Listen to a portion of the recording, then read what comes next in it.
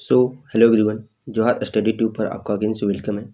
जैसा कि कल मैंने एक वीडियो अपलोड किया था जिसमें कि आप लोगों को मॉक टेस्ट से रिलेटेड कुछ वहाँ पे जानकारियाँ दी गई थी कि बहुत ही जल्द आप लोगों के लिए साहिबगंज चौकीदार भर्ती के लिए मॉक टेस्ट लाया जाएगा।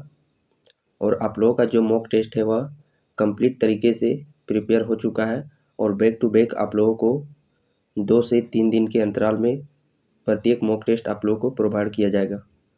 और बात करें साहिबगंज चौकीदार भर्ती, जैसा कि आप थंबनेल पे देख पा रहे होंगे, इस सीरीज में आप लोगों को टोटल 10 मॉक टेस्ट प्रोवाइड किए जाएंगे जिसका प्राइस है 99 रुपीज़।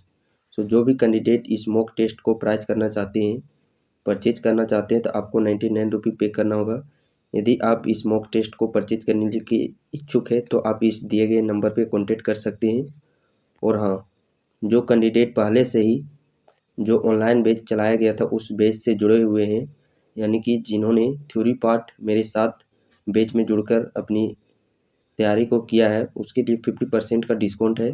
जो भी कैंडिडेट पहले जो ऑनलाइन क्लास से जुड़े हुए हैं, जो कि पहले ही साहिबगंज का थ्योरी जो नोट्स है उस नोट्स को पहले ही ले चुके हैं, परचेज कर चुके हैं, तो उनके लिए ये मॉक टेस्ट 50 रुपया में दिया जाएगा। यानी कि जो पहले से ही ग्रुप में ऐड है, जो ऑनलाइन बैच चलाया जा रहा था उस ग्रुप में यदि आप पहले से ऐड है तो आपको इस मॉक टेस्ट का फ़ी है 50 रुपीज़। यानी कि आप लोगों को ये 50 रुपया में ये कंप्लीट 10 मॉक टेस्ट दिया जाएगा। और जो कैंडिडेट बैच से नहीं जुड़े हुए हैं उनके लिए इस मॉक टेस्ट का फ़ी रखा गया है 99 रुपीज़। और आप देख सकते हैं ये मॉक टेस्ट में प्रीवियस ईयर के प्रश्न भी लिए गए हैं जो कि साहिबगंज से बनते हैं और जेसीसी के किसी न किसी एग्ज़ाम में पूछे गए हैं। इन सारे प्रश्नों को इस मॉक टेस्ट में तैयार लिया गया है। आप इस मॉक टेस्ट को कंप्लीट कीजिएगा, देन आप देखिएगा कि क्या लेवल है इन प्रश्नों को। सो बहुत ही बेहतरीन प्रश्न आप लोगों के मॉक टेस्ट में लिए गए हैं और डायरेक्टिव पॉइंट ऑफ व्यू से आपके एग्ज़ाम में इसी तरह के प्रश्न देखने को मिलेंगे। और यकीन मानिए जो 10 मॉक टेस्ट है, कुछ उसमें इंक्रीज़ भी किया जा सकता है mock test, but 10 mock test आप लोगों को कन्फर्म है दिया जाएगा। 11-12 भी मॉक टेस्ट हो सकते हैं यदि सभी प्रश्न इस मॉक टेस्ट में नहीं आएगा तो कुछ मॉक टेस्ट आप लोगों को बढ़ा के भी दिए जाएंगे। तो चलिए हम लोग आज के इस पहले मॉक टेस्ट को देखते हैं। और हाँ, इसका जो पीडीएफ है वह ग्रुप में ही शेयर किया जाएगा। पहला प्रश्न आप देख पा रहे होंगे।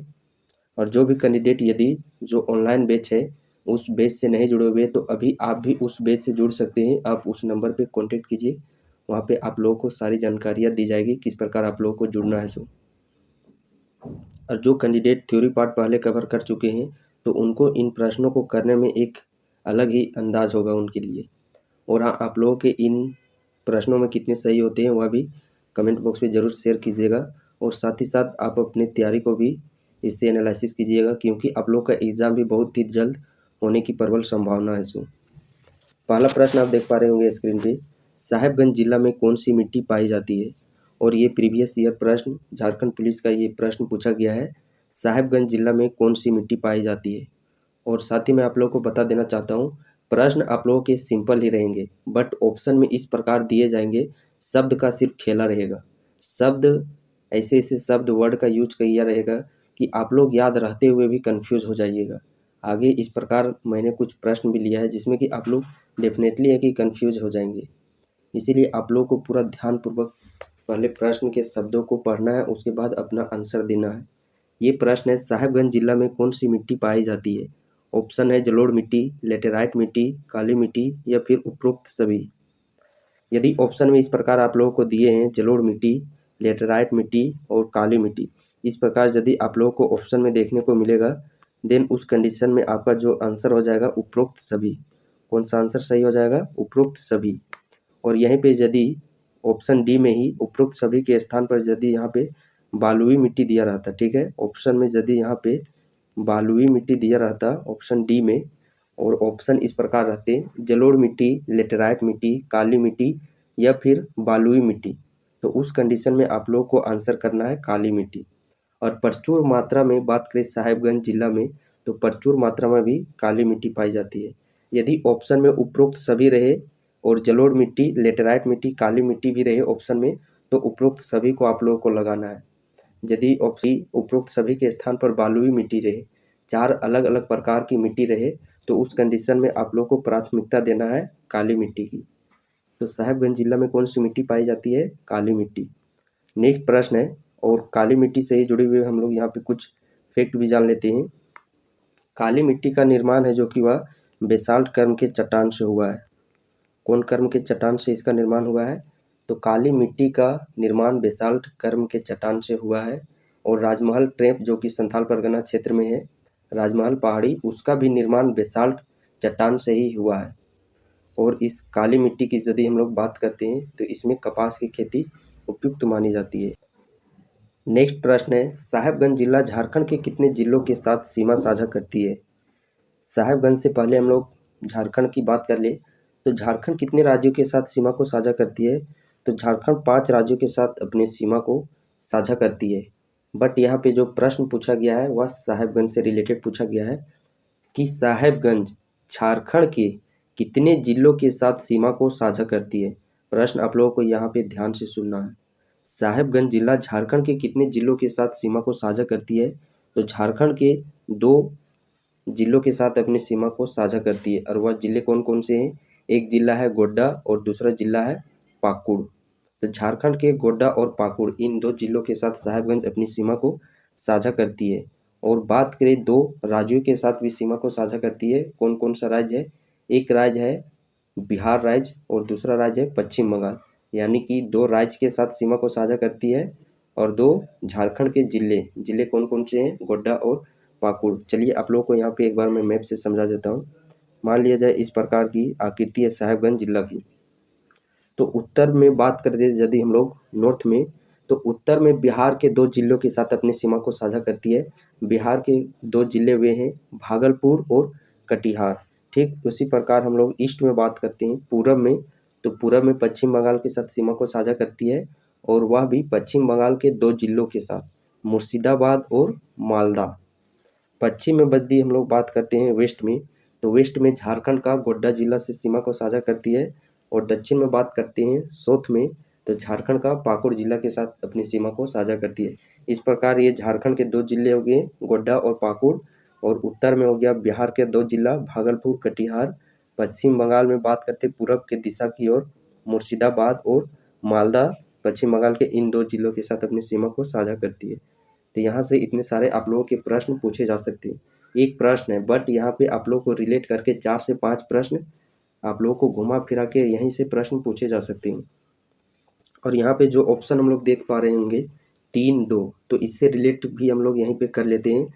साहेबगंज में यदि हम लोग बात करते हैं अनुमंडल की संख्या की, तो साहेबगंज में 2 अनुमंडल है। कौन कौन से अनुमंडल है? साहेबगंज और राजमहल।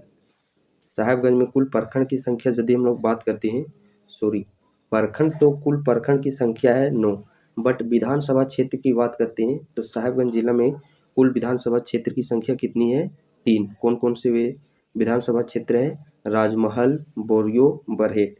इससे भी आप लोगों के प्रश्न इस प्रकार पूछे जा सकते हैं। प्रश्न दिया जाएगा कि निम्न में से कौन साहेबगंज का विधानसभा क्षेत्र नहीं है, और 4 ऑप्शन दे दिए गए, राजमहल, बोरियो, बरहेट, साहेबगंज। तो कौन नहीं है? साहेबगंज नहीं है। इसी प्रकार आप लोगों को रिलेट करके सारे मॉक टेस्ट का एनालिसिस कराया जाएगा और साथ ही उसका PDF नोट्स और उसका आंसर भी प्रोवाइड किया जाएगा।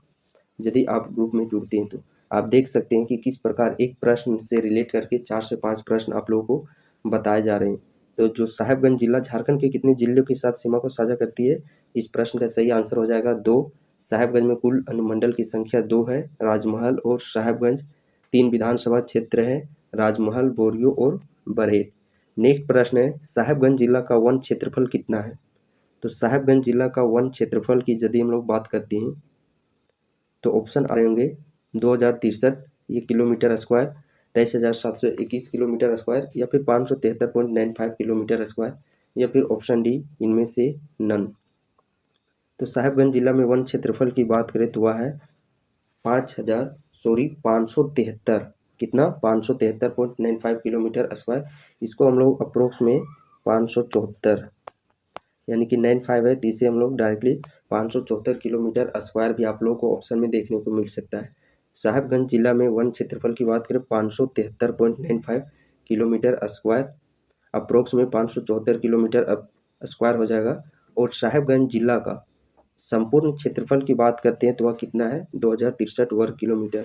और पूरे झारखंड में वन क्षेत्रफल की बात करते हैं, और ये जो वन क्षेत्रफल है वह 2021 के रिपोर्ट के मुताबिक है। वन क्षेत्रफल प्रत्येक 2 वर्ष में जारी किया जाता है। अगला जो वन रिपोर्ट है 2023 में आएगा, तो ये 2021 के रिपोर्ट के मुताबिक है। साहेबगंज का वन क्षेत्रफल 573.95 किलोमीटर स्क्वायर, और साहेबगंज का संपूर्ण क्षेत्रफल है 2063 वर्ग किलोमीटर। और झारखंड का संपूर्ण क्षेत्रफल की बात करते हैं तो 79,714 वर्ग किलोमीटर। इस 79,714 वर्ग किलोमीटर में 23,721 वर्ग किलोमीटर क्या चीज है, वन क्षेत्रफल। ठीक उसी प्रकार संपूर्ण साहेबगंज का क्षेत्रफल है 2063 वर्ग किलोमीटर। तो इस 2063 वर्ग किलोमीटर का 573.95 किलोमीटर स्क्वायर क्षेत्र वन क्षेत्र है, जो कि साहेबगंज का है। नेक्स्ट प्रश्न है, साहेबगंज जिला का जनसंख्या घनत्व कितना है। तो साहेबगंज जिला का जनसंख्या घनत्व की बात करें 952, 960, 558 या फिर 414। तो साहेबगंज जिला का जनसंख्या घनत्व की बात करते हैं वह है 558। अदर ऑप्शन की बात करते हैं, झारखंड का जनसंख्या घनत्व है 414, और जो 552 आप देख पा रहे हैं यह साहेबगंज का लिंग अनुपात है 552, और साहेबगंज का शिशु लिंग अनुपात है 960। नेक्स्ट प्रश्न है, मोतीझरा जलप्रपात किस नदी पर बना है। ऑप्शन है गुमानी, अजय, गंगा, बांसलोई। बात करते हैं हम लोग मोतीझरा जलप्रपात की। तो मोतीझरा जलप्रपात जो कि झारखंड के साहेबगंज जिला में स्थित है, और यह किस नदी पर बना है, तो यह अजय नदी पर बना है। और मोतीझरा जलप्रपात की ऊंचाई बात करते हैं मीटर में, तो मीटर में इसकी ऊंचाई है 46 मीटर। 46 मीटर इसकी ऊंचाई मीटर में। और वही फीट में बात करते हैं तो इसकी ऊंचाई है 150 फीट। मोतीझरा जलप्रपात जो कि साहेबगंज जिला में स्थित है, अजय नदी पर है। इसकी ऊंचाई बात करें मीटर में 46 मीटर और फीट में 150 फीट। नेक्स्ट प्रश्न है, साहेबगंज जिला का विधानसभा क्षेत्र नहीं है। इससे पहले हम लोगों ने प्रश्न डिस्कस किया था कि इस प्रकार प्रश्न रिलेट करके पूछे जा सकते हैं, तो ठीक वही प्रश्न लेकर के आ गया हूँ। साहेबगंज जिला का विधानसभा क्षेत्र नहीं है। सबसे पहले हम लोग बात करते हैं साहेबगंज जिला में विधानसभा क्षेत्र की संख्या कितनी है। तो विधानसभा क्षेत्र की संख्या 2 है। अनुमंडल की संख्या विधानसभा क्षेत्र की संख्या 3 है, अनुमंडल की संख्या 2 है, और प्रखंड की संख्या 9 है। तो 3 विधानसभा क्षेत्र कौन कौन से हैं, साहेबगंज, बोरियो, बरहेट या फिर राजमहल। तो इनमें से कौन विधानसभा क्षेत्र के अंतर्गत नहीं आता है, वो आप लोगों को प्रश्न में बताना है। तो यदि हम लोग बात करते हैं साहेबगंज की, तो साहेबगंज जो कि साहेबगंज का विधानसभा क्षेत्र नहीं है, बोरियो है, बरहेट है और राजमहल है। ऑप्शन में आप लोगों को यहाँ पे प्रश्न में नहीं है पूछा गया था, जो कौन नहीं है, साहेबगंज नहीं है। नेक्स्ट प्रश्न है, उधवा पश्चिम बिहार की स्थापना किस वर्ष हुई थी। उधवा पश्चिम बिहार की बात करते हैं तो इसकी स्थापना 1991 ईस्वी में हुई थी। और इसका बात करते हैं हम लोग, यह 565 कितना 565 हेक्टेयर में यह फैला हुआ है उधवा पश्चिम बिहार, जिसकी स्थापना 1991 ईस्वी में हुई है। और बात करते हैं हम लोग 1983 ईस्वी की, तो झारखंड के साहेबगंज जिला का गठन 17 मई 1983 ईस्वी में ही हुआ था। साहेबगंज का स्थापना किस वर्ष हुआ था, 1983 ईस्वी में।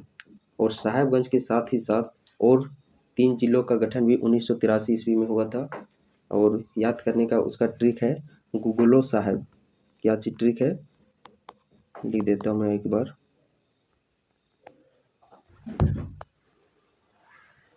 ट्रिक है गुगलो साहेब। गु से आप लोगों को याद कर लेना है गुमला, और गो से याद कर लेना है गोड्डा, लो से याद कर लेना है लोहरदगा, और साहेब से याद कर लेना है साहेबगंज। गुगलो साहेब यानी कि गुमला, गोड्डा, लोहरदगा, साहेबगंज, इन 4 जिलों का गठन 1983 ईस्वी में ही हुआ है। नेक्स्ट प्रश्न है, गेटवे ऑफ बंगाल के नाम से कौन जाना जाता है। और ये झारखंड एसआई के एग्जाम में पूछा जा चुका है। गेटवे ऑफ बंगाल की बात करते हैं हम लोग, तो गेटवे ऑफ बंगाल के नाम से कौन सा किला प्रसिद्ध है, तेलियागढ़ का किला, जो कि गेटवे ऑफ बंगाल के नाम से प्रसिद्ध है। नेक्स्ट प्रश्न है, संथाल विद्रोह किस वर्ष हुआ। संथाल विद्रोह की बात करते हैं यह किस वर्ष हुआ, तो ये भी प्रीवियस ईयर का प्रश्न है। संथाल विद्रोह की बात करते हैं तो यह घटना कब की घटना है? 1855 ईस्वी की घटना है संथाल विद्रोह, जिसके प्रमुख नेतृत्वकर्ता थे सिद्धू कान्हू, चांद भैरव, फूलो झानो। ये सभी संथाल विद्रोह के प्रमुख नेतृत्वकर्ता थे।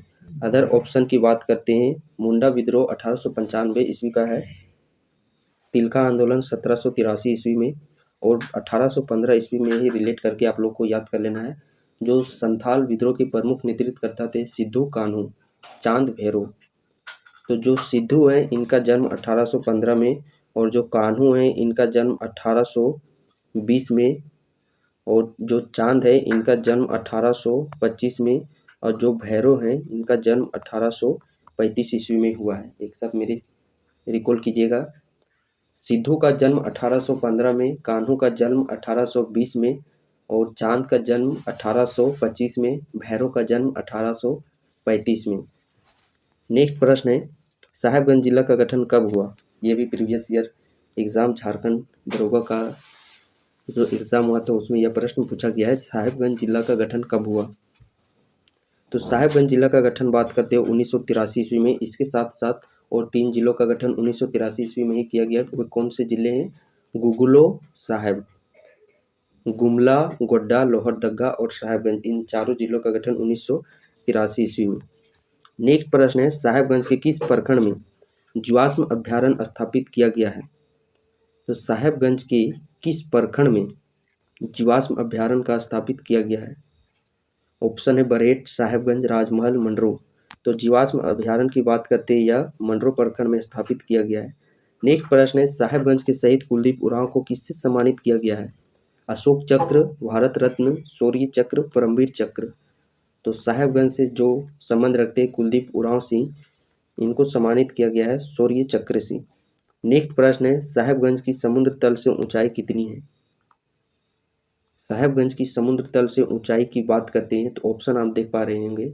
आपने ये तो याद किया होगा, इसमें कोई डाउट नहीं है, बट आप लोग ऑप्शन देख के जो याद किए हुए हैं वह भूल गए होंगे। ऑप्शन भी है जो कि वह कंफ्यूज करने वाला है, बट आप लोग को ध्यानपूर्वक देखना है। साहेबगंज की समुद्र तल से ऊंचाई कितनी है? मीटर में यदि हम लोग बात करते हैं तो 37.185 मीटर में इसकी ऊंचाई है, और फीट में वही बात करते थे 122 फीट। यानी कि option number E, A and C both इसका सही आंसर हो जाता है। नेक्स्ट प्रश्न है, झारखंड की पहली महिला राज्यपाल कौन थी?